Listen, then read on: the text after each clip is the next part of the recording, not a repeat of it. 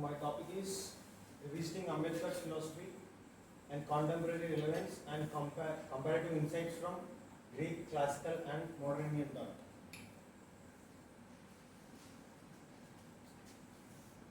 Actually, first I want to start with this quote. The cultivation of the mind should be the ultimate aim of human existence. This quotation is by Ambedkar from it is not from any books. This sentence is exactly by is authentically it is from his Ramjas college speech. From that speech only this quotation is came and so many people think it is from major books like Annihilation of Caste something, but it is not from that. And according to Ambedkar, the cultivation of mind and social justice is strongly equality, dignity, and human rights could not simply be achieved by challenging laws or by political movements alone. The real revolution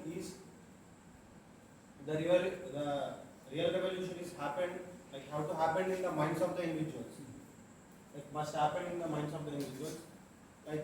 So now I want to compare with the philosophy of Ambedkar and the classical Indian philosophy and the contemporary Indian philosophy and the Greek political thought, not political thought, philosophy. It is if you take classical Indian philosophy, there are so many features in the classical Indian philosophy and Ambedkar philosophy. But if you take it shows ChatGPT gives a comparison. Yes, sir. I use AI tools.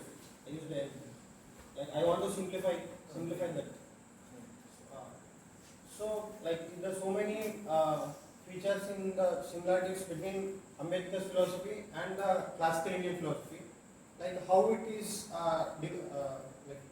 how it is differentiating and what are the pros and cons and how it is relevant to contemporary times and what is it classical Indian philosophy is the relevance or Ambedkar philosophy is relevance? What is the more relevance to India and the 21st century? So I want to explain that. If you take the ontological future, Ambedkar philosophy is human-centric and rationalist and empiricist. At the same time, most of the people think first of all, I presented this quote because most of the people think Ambedkar is only the talked about materialistic things or the worldly things and whatever the suffering the people in the world or because of caste discriminations and materialistic wealth or social status or social identity. Most of the people think Ambedkar is fought only against only these social problems, but not only Ambedkar not only fought about the social problems. First I presented this quote because Ambedkar is already aware of the spiritual things and abstract things. Mind is the abstract thing. No social reformer cannot speak about the mind. Only they speak about the social identities and the materialistic problems. Who are the Charvaka or any other Raja Ram Rai, any other social reformers, if you take, they only talked about the materialistic things and social identities, worldly problems only. But Ambedkar also aware of this abstract thing also mind, and that's why he's talked about mind also. So already aware of that abstract things, but by identifying only social problems or caste problems is not only the solution. That's why he said the real revolution must happen in the individuals of the mind. So the classical Indian philosophy is the main focus on metaphysical and theistic thing and Vedanta, Vedanta. But he's a human-centric and rationalist at the same time empiricist, and he's also the philosophical and he's a metaphysician also. But most of the people can't recognize that because of his background and because of his major works, his emphasis only on that this rationalist and this so justified and accepted by our many Vedantic schools and all that Meemamsa. At the same time, if you take the classical Indian philosophy and Greek political thought, it is Plato's philosophy and ancient Indian philosophy is 70 to 80%. It is similar, because in the ancient Greek and in the our ancient Indian civilization, Harappan or before that, before in the Vedic civilization, the worship and worshipping of gods is almost same. It is what is that? The gods, the natural in the form, the gods in the form of natural beings like trees, mountains, rivers, and like that. So the same thing here also. The main concern is class thing. Here in India, the society is divided on the basis of varna and something like that. In the Greek, in the Western thing, it is on the basis of class, like kings, warriors, workers. It's almost, if we compare with the classical Indian philosophical thought and the Greek philosophical thought or Greek philosophy, it's almost similar. But the approach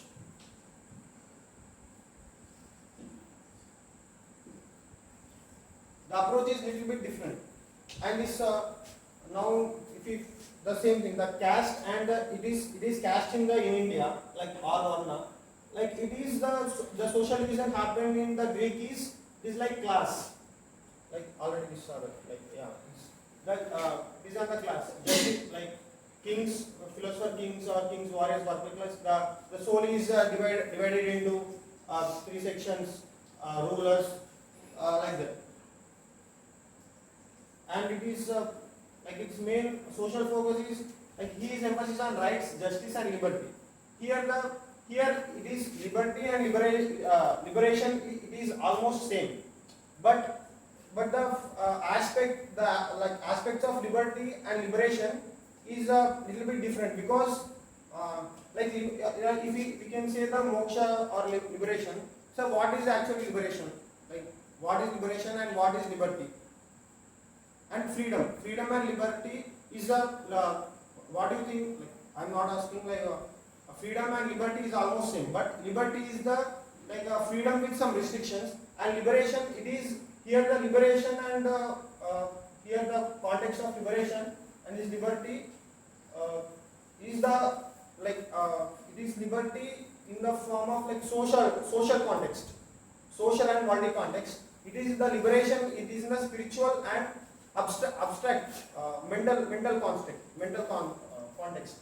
But if we can't get the liberty and justice in the form of in the reality, in the worldly reality, right? So if we can't get the liberty, how can we get liberation? How can we get liberation? So it is not possible. So whoever the think about the liberation and the spiritual here.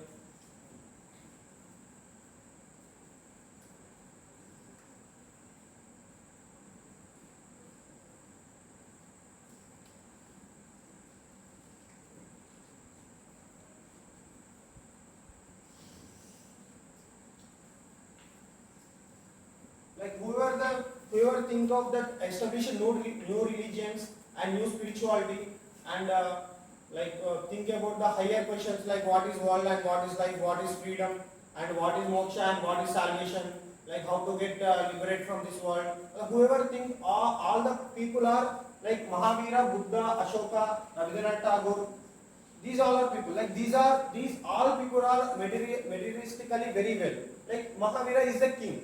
He is already he fulfilled his materialistic needs and he experienced all the worldly life and all that.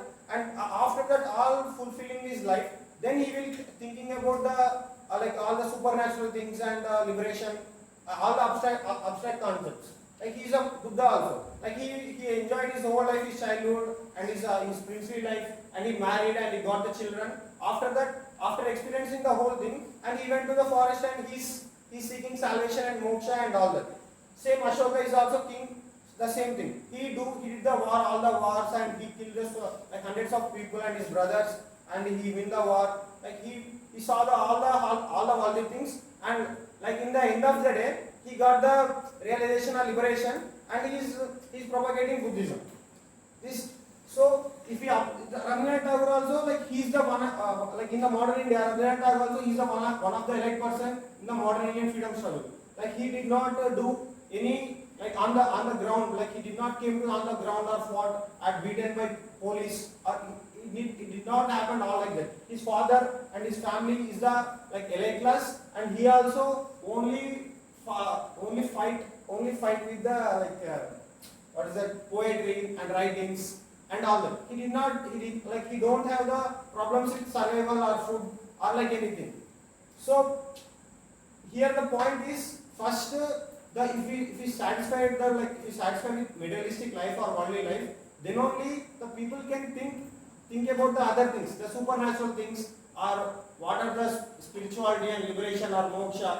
They can think about that. But like the society is not giving any of the food or any of the basic necessities and basic food and water. Like like if you I think you saw the movie the Shyam Singharai, and like some of the like most of the, so many movies depict the Jai Bhim. It's a famous movie Jai Bhim. Like so in the so many movies they depicted that the people are in that period in that era like lack of basic needs, like they don't have the basic rights. So how can they think about spirituality and how can they think about salvation? Like there is no point actually. And the people like I would say like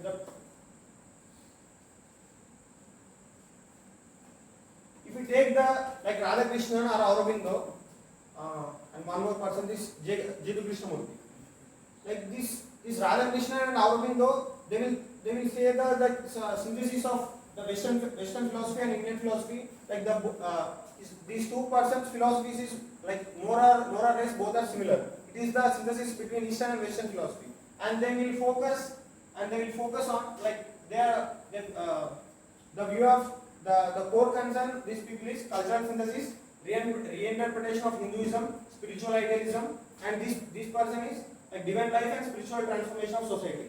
Like these people focus on these topics, and on the topics.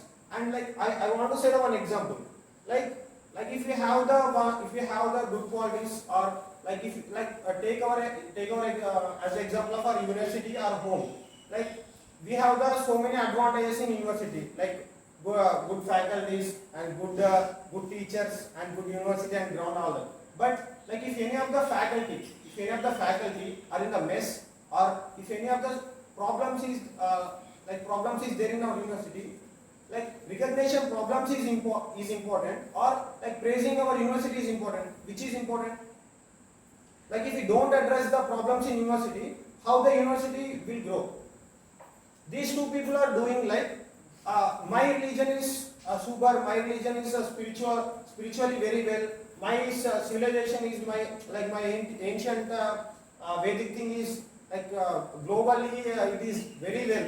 Like globally my spiritual standards are very high compared to world and all that. These two people are doing like this, like so defending spiritual base of world and all that. They're defending all the things, all the historical things, and they are praising themselves and all that. But like Ambedkar is the only person like who is addressing the problems in the religion and in the like social problems or religious problems, and he cleaned the country, he cleaned the religion. Like actually there's so many people who are living in India and who are the nationalists and who are the like religious people. People are saying like Ambedkar is anti-Indian, Ambedkar is anti-religious, Ambedkar is like he converted into Buddhism or something like that. But like I am saying that where is it?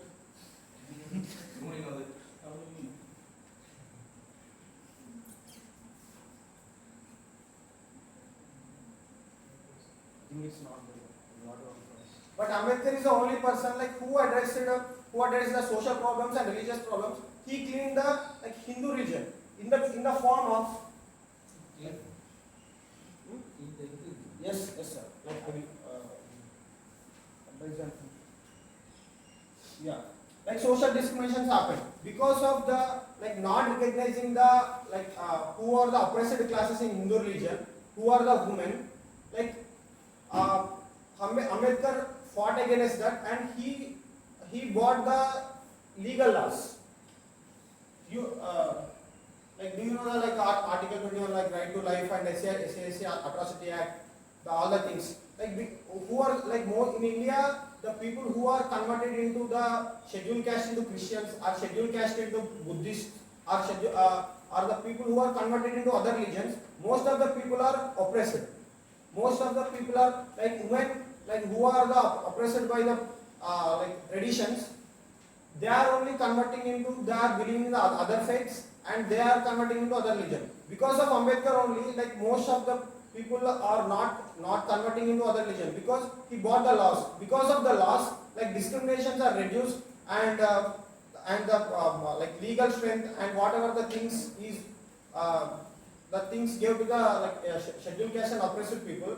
So then only like most of the people stayed in the Hindu religion and they are worshipping the Hindu gods. Like if the Ambedkar is like the introduction, the book, the essential readings of B.R. Ambedkar, like we are like my classmates know that Velu sir is teaching that paper, the book, the essential readings of Ambedkar. The introduction is there. Like he is the hero of the like modern India. Like the introduction, the proper introduction is there, like the film introduction. So he is the actual that person. So this is the thing like I want and view on the this if education, if we take the education, right, and tool for emancipation and empowerment, especially of the oppressed, and these people are saying the character formation and spiritual awakening. How will they form the character? How will the spiritual thing awakens? And how these people will do that? Like if we don't provide the basic food, cloth, and shelter, if we don't like discriminating or our because I said the ghettos.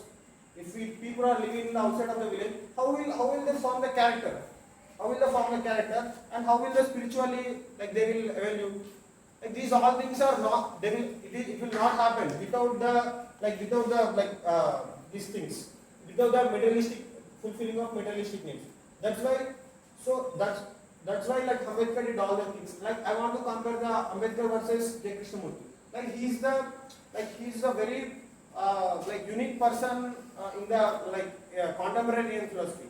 Like most of the people in the contemporary Indian philosophy, they only talked about the ancient Indian philosophy and the synthesis with the ancient Indian philosophy and Western thought.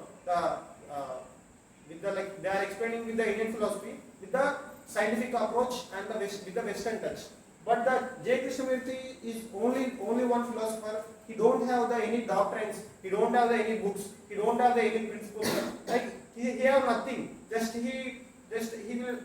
talk on some of the topics like freedom, life, love, and beauty. What is beauty? What is freedom? Like he talked about like that. Like he talked like psychological revolution and like ending conditioning and inner freedom. Like and actually like the in Indian philosophy, like the guru concept is very famous. Like he's the like against that guru also, and he's a radical critic of traditions. Like in the most of the in contemporary Indian philosophy, all the philosophers will support with the traditions and they will agree with the guru concept and like something things. But he is like completely against with the traditions and the guru and all that. And he rejected all organized religions and rituals and dogmas, including Buddhism. Like he rejected all the religions and actually he don't want to the condition of the mind. Like he is explaining totally like don't want any conditions in the mind. The mind should be very free and it should be very liberal. The same thing the Ambedkar also like emphasis on cultivation of mind. The cultivation of mind is the ultimate aim of the human existence. So we can observe that the similarities between the J. Krishnamurti and Dr. B.R. Ambedkar.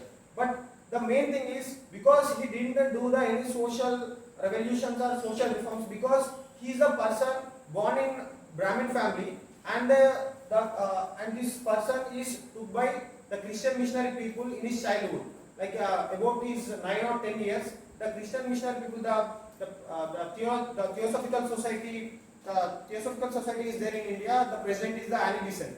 So Annie Besant is identified this guy, the Krishnamurti in his childhood, like he will savior of the world and he's the teacher, spiritual guru. And the thing, the Annie Besant identified this person, and she took the person to the foreign, and he has so many contacts with the who are the parliamentarians in the foreign country, and I think England, London, something like that. And he born and brought up very much in the foreign countries, and he did not lack of any of the materialistic needs. Like he have the very much luxurious life. Like in his till the 25 to 30 years, he have very much luxury life, and he don't know the social problems of like India, and he don't have the experience of that. That's why this guy is talked about the true freedoms from inner awareness. Like these also like abstract concepts only, because if he is living in one place, like the house should be like 100 acres, 200 acres, like that. His life is like that much rich, the J. Krishnamurti life. But end of the day, he talked about abstract concepts, and he's not talked about materialistic things. Because if he is also born in the born in the oppressed classes or something like that, but or also if he born in the poor family, if the Theosophical Society won't take him, he will also the fight against the social discriminations and the social problems as same like Ambedkar. But this guy have all the luxurious things and all the so much ideal life, very high standards of life. That's why he only talked about true freedoms from inner awareness, not from external reform. Rejected all the religion, and total rejection of tradition, authority, and even gurus and scriptures, and rejected politics completely, and to awaken the mind beyond the fear, desire and conditioning. The goal of the philosophy, he said that to awaken the mind, like awaken the mind. He also talked about mind. So the Ambedkar also talked about the cultivation of the mind. So it is both are similar, but the Ambedkar is become the social reformer and is a popular in social context, but not in philosophical and spiritual context. So that's what in this seminar, in this my whole seminar, I want to emphasize Ambedkar is a spiritual, and he is the greatest philosopher in the contemporary Indian philosophy. Because of the classical Indian philosophy, contemporary Indian philosophy, no other philosophies recognizes the social problems. And because of the classical Indian philosophy, that again the philosophy creates more problems in society. But Ambedkar is because of the religion. But Ambedkar is the only person that solves the problems of religion, and he himself becomes a philosopher like that. So I want to establish that thing in this seminar. And Ambedkar sought freedom through social justice and collective right. Krishnamurti sought freedom through personal transformation. I think that is together, and they offer complementary visions. Ambedkar outer revolution, like Krishnamurti concept is inner revolution. But he said, but Ambedkar he is saying outer revolution, but as per his quote, according to his quote, first in his speech only himself he said the real revolution happened should be in the minds of the individuals.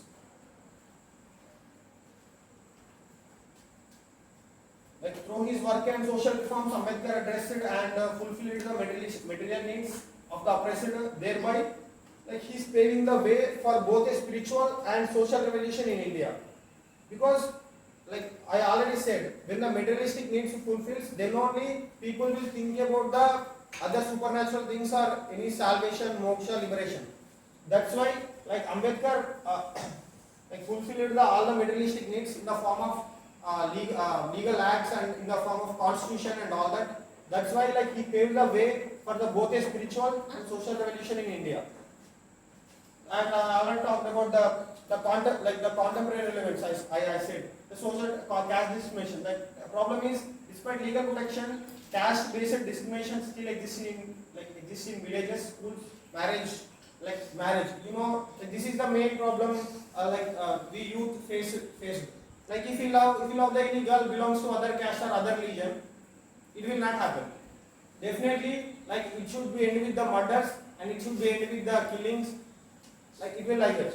So these kind of problems are like happening in India like that. But here, like the example is UNA flagging case, and that case is I think it happened in Gujarat I think so. Gujarat or Odisha. It is about the people belongs to oppressed classes. Their profession is something like that. It is linked with leather and leather or like cut processing leather or belts and all that. Hmm.